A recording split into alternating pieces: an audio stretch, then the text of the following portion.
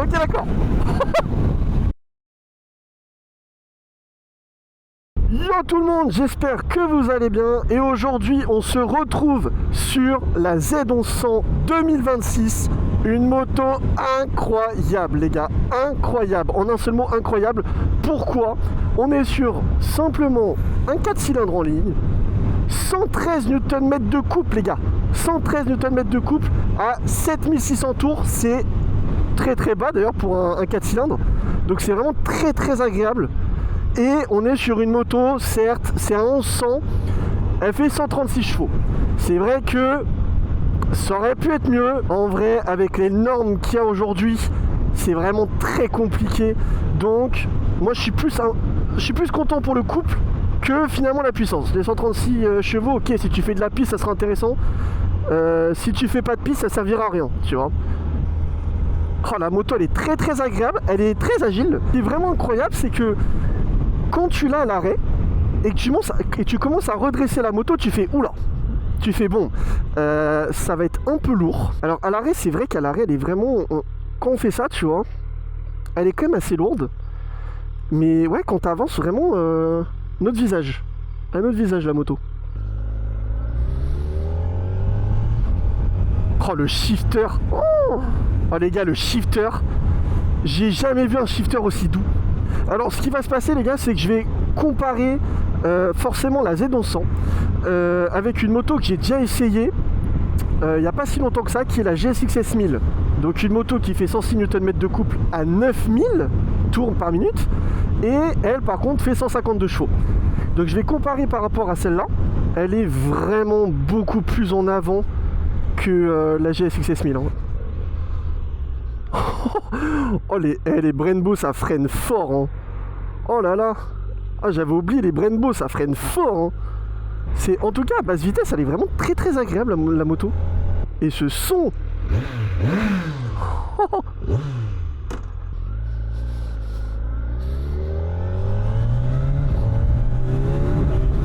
Oh oui, d'accord. Donc ce qui est bien, c'est qu'on a de la puissance quand même dès les bas régimes.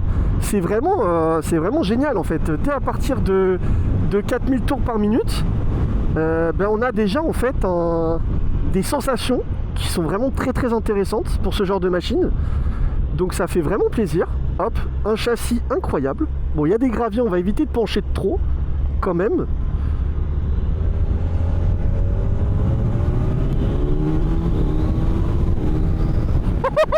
Ok, on est pas mal.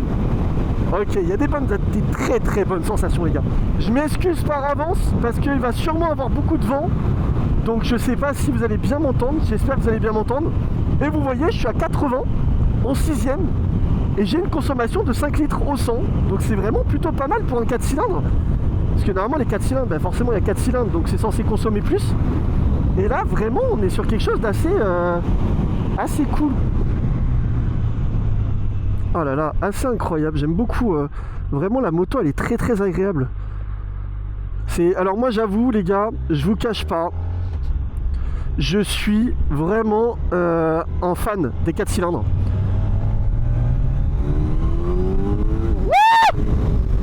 Oh putain. Ok d'accord. Ah oui d'accord. Ok, d'accord. Ce que m'a dit le mec de concession, c'est que elle est plus en rodage, mais le problème c'est que l'entretien des milles n'a pas été fait, donc il faut quand même éviter d'aller dans les hauts tours. C'est vrai que par rapport à la GSX-S 1000, en fait, moi mon petit problème avec la GSX-S 1000, c'était déjà, elle est quasiment au même prix que la SE. On a un équipement quand même un petit peu plus bas, hein, parce que celle-là, elle a quand même du All-in sur la suspension arrière. Donc un petit peu plus bas, mais le problème c'est que en fait le couple de la GSX-S 1000 il est quand même haut, il est quand même très très haut, et du coup on se retrouve à toujours à dépasser les limites en fait que nous impose le code de la route. Si chaque balade on est obligé de se dire bon je risque de perdre mon permis parce que la moto elle me donne le plus de sensations à des vitesses exorbitantes, c'est un peu emmerdant. Ce que j'aime bien avec les 4 cylindres, c'est que tu as une moto qui est rageur, qui est puissante quand même quand tu montes dans les hauts tours, et qui en ville est juste incroyablement douce et vraiment tranquille. En fait, c'est une puissance qui est maîtrisée. Bonjour ami motard. Mais qui est vraiment très très douce, quoi, très très smooth. Ce que je viens de me rendre compte quand même là, c'est que c'est que la moto elle est très très courte devant, en fait elle est vraiment très très courte.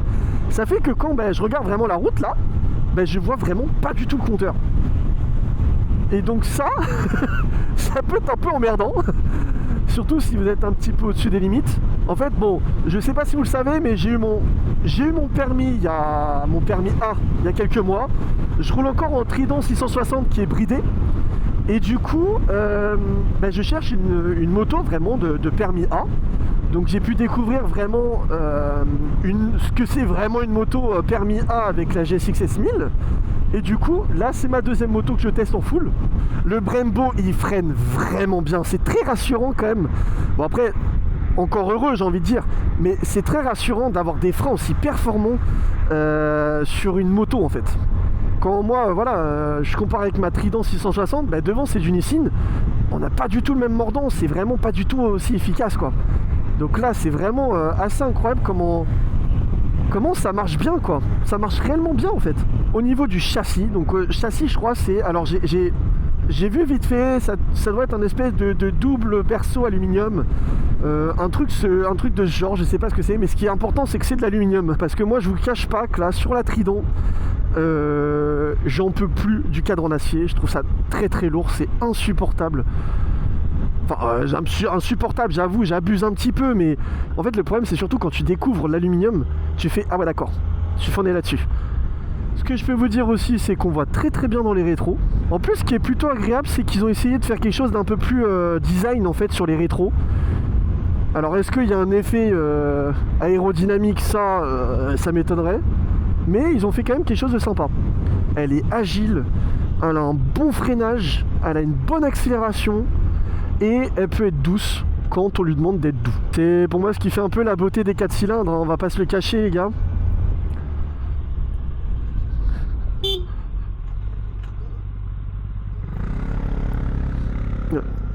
Il n'avait pas vu qu'il y avait la flèche. Un petit coup de klaxon, ça fait plaisir. C'est pas agressif non plus. Alors on sent quand même le pneu de 190 derrière. On sent que, parce que moi je suis habitué du 180, et on sent que c'est un peu plus... alors je sais pas si c'est vraiment le cadre qui fait ça, mais on sent quand même une stabilité. Une très très bonne stabilité quand on est dans l'angle. Donc qui est plutôt rassurant finalement, on va pas se le cacher. C'est ce qu'on veut, c'est plutôt rassurant. Ah ouais, alors ça j'en ai pas parlé, mais l'embrayage, oh là là, l'embrayage est incroyable. Il est très très doux vraiment. Oh putain. Oh l'avant il fait peur, putain l'avant il monte direct. Oh ça, t'as l'impression que ça guidonne en fait tellement elle a une puissance violente.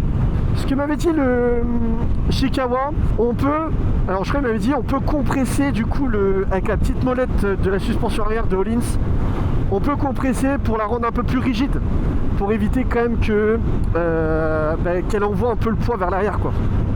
Donc ça peut être une bonne solution aussi. Et moi ce que j'aime bien, je suis désolé mais j'avoue ce que j'aime bien c'est que, alors est-ce que c'est réel, je sais pas, mais je suis quand même dans les 80 en 6ème, je consomme à peu près dans les 5 litres au 100. Donc c'est bien, ça donne une bonne autonomie quand même, donc ça peut être une bonne routière hein. Au niveau de la position, alors oui, on est légèrement en avant, ça se sent.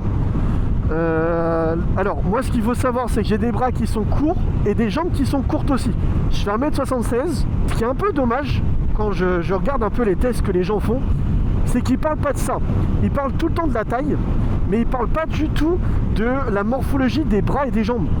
Et c'est un peu con parce que j'ai déjà vu des mecs qui faisaient 1m71 qui testent des motos qui ont par exemple les pieds à plat.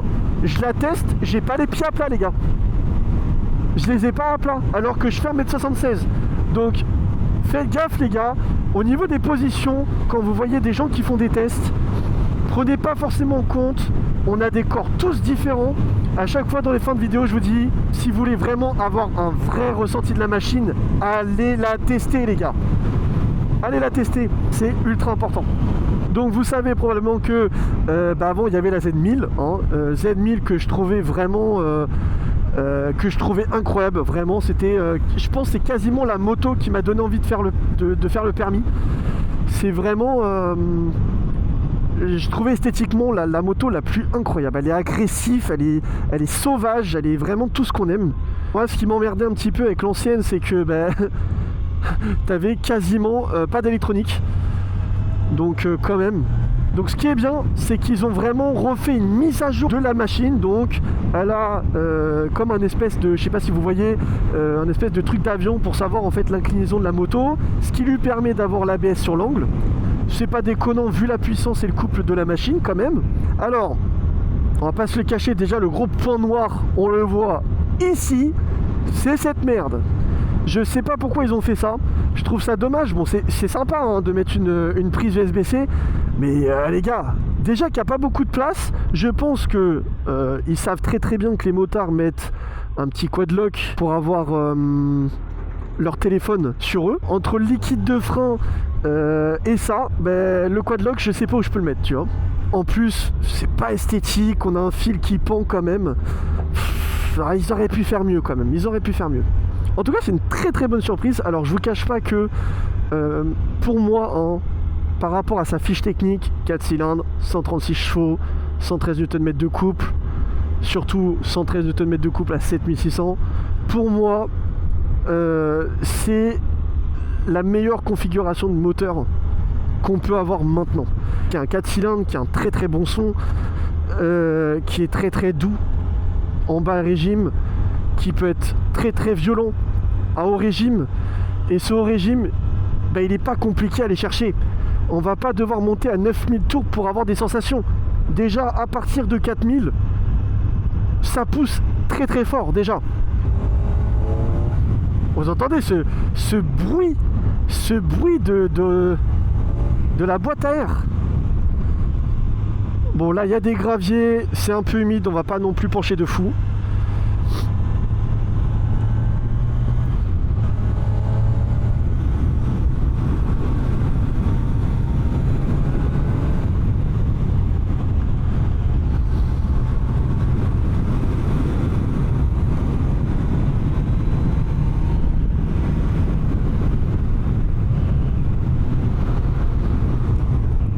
Donc vraiment une moto pour moi homogène, et c'est ça qui est vraiment incroyable, c'est que pour moi elle est homogène, elle est vraiment très très sympathique. Alors j'ai vu des gendarmes cachés, alors là il y a peut-être un truc là qui commence à apparaître.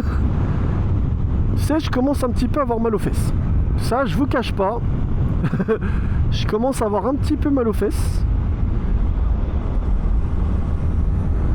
Allez, il y a 2,5 de défauts, on va dire. Le premier, c'est ce truc, qui est vraiment infâme, qu'ils auraient pu vraiment trouver autre chose. Le deuxième, c'est quand même les pneus d'origine. Je pense que c'est du Dunlop, Sport Max Q5A ou un truc comme ça. C'est un peu dommage parce que c'est des pneus quand même qui... pas trop d'adhérence, ils sont durs, ils sont longs à chauffer. C'est un peu dommage d'avoir mis ce genre de pneus. Tu vois, moi je pense que ça aurait été mieux un petit Michelin Power 6 ou un Bridgestone S23, tu vois. Je pense que ça aurait été un peu mieux pour ce genre de modèle. Le demi défaut, c'est pas forcément un défaut en soi, c'est juste que vraiment quand tu regardes la route, en fait tu vois pas le compteur. Moi c'est juste quelque chose, c'est pas un défaut, mais c'est quelque chose là qui me perturbe un peu. Après je pense que c'est une question d'habitude. Vous voyez, la GSX S1000, franchement je trouvais ça compliqué d'acheter ça maintenant. Je trouve c'est vraiment puissant pour la route, ça donne envie de tirer, ça donne envie d'être vraiment hors limite en fait. Que celle-ci, vous voyez, je trouve quand même qu'elle est un peu plus raisonnable, c'est pas forcément le terme, mais un peu plus contrôlable. Comme là on commence à avoir des effets quand même vachement plus tôt. Le régulateur elle est incroyable les gars. Regardez, la moto elle accélère alors que je touche pas, hein. Je la touche pas, hein. La moto accélère. Ah c'est trop drôle en vrai.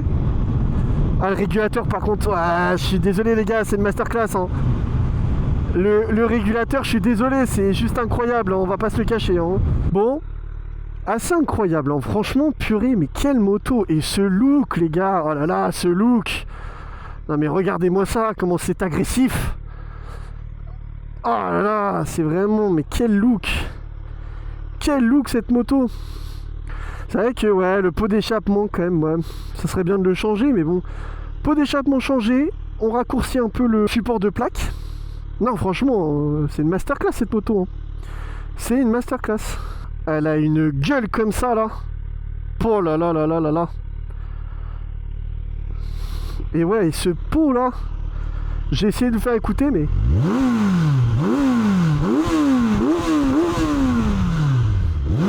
incroyable. Non, franchement, franchement dingue, hein. Incroyable. Esthétiquement, vraiment, je la trouve dingue. Alors, ça s'est avéré vrai, hein. J'ai un peu mal au cul. La selle, elle est quand même un peu dure. Mais franchement, très très bonne surprise. Alors, ce qui est vrai, c'est que celle-là, du coup, c'est la SE. Elle est à 13 799 €. Et ils ont fait, du coup, une version de base qui est, en gros, qui a 12 000 €. Elle a 12 000 €, mais par contre, elle n'a pas la suspension lisse derrière. Et c'est pas du Brembo devant, je crois que ça doit être du Nissin.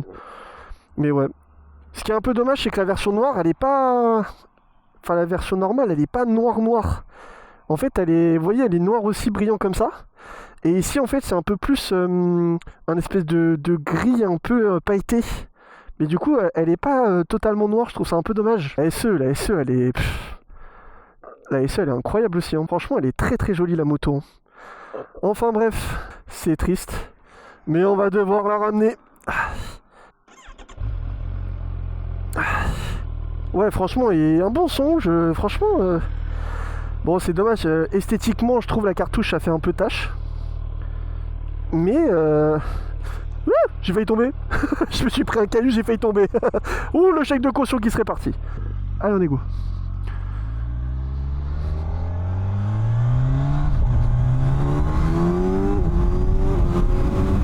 Oh la vache! Ah ouais, elle est dingue, hein. Elle est vraiment incroyable cette moto. Je sais pas ce que vous voulez de plus, à part si c'est une question d'ego, mais les gars, ça suffit largement. Les 113 Nm de coupe, ça suffit largement. Les 136 chevaux, ça suffit largement. Ouais, bon, du coup, les petits potes, j'ai dû m'arrêter pour changer la batterie. J'avais plus de batterie. Oh. J'ai remarqué un petit défaut, les gars. C'est que, vous voyez, en fait, donc quand vous arrêtez la moto et tout, vous voulez baisser la béquille, en fait, elle est très difficile d'accès. Il faut vraiment être entre le repose-pied et le sélecteur pour pousser la béquille. Voilà, c'est juste un petit détail que j'ai remarqué. Bon, c'est pas dérangeant de fou, mais bon. C'est pas dérangeant de fou, mais c'est bien de le savoir, je pense. En tout cas, la moto, sur ce que j'ai conduit à peu près 2 heures, elle laisse pas indifférente aux gens, hein. Elle s'est beaucoup regardée quand même, la moto, hein. En même temps, vous avez vu comment elle est tellement belle. Évidemment que les gens vont regarder. On va ramener cette magnifique moto à Kawasaki et on va les remercier parce qu'ils étaient adorables. Ah ouais, par contre, oh les gars, je vous cache pas que j'ai mal au cul quand même, hein. Oh, la selle, elle est dure. Oh, elle est tellement dure, la selle, les gars. Wesh, il a failli rentrer dans le champ. Oh, le dépassement quand même, il était à ça de rentrer dans le champ. Je suis mort. Oh, vous avez vu?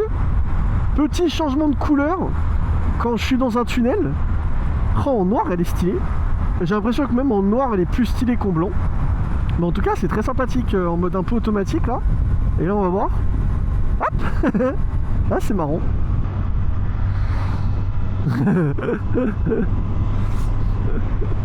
Il a fait un coucou, ça m'a fait rire. Ah, attendez, c'est le moment. Oh oui! Oh les gars, le shifter, enfin pardon, oh les gars, le régulateur de vitesse, c'est trop bien. Regardez, c'est trop bien. Ah, ça me fait trop bizarre, j'ai la main droite normale. Et je continue d'accélérer, ça n'a aucun sens. Ah, c'est marrant. Mais c'est surtout très très confortable, hein. Tiens, on va voir en interfile, est-ce qu'elle prend beaucoup de place ou pas? Est-ce qu'elle est plutôt intéressante en interfile? Bon, en interface, ça a l'air d'aller, hein. Elle n'est pas non plus très elle est pas non plus très grosse.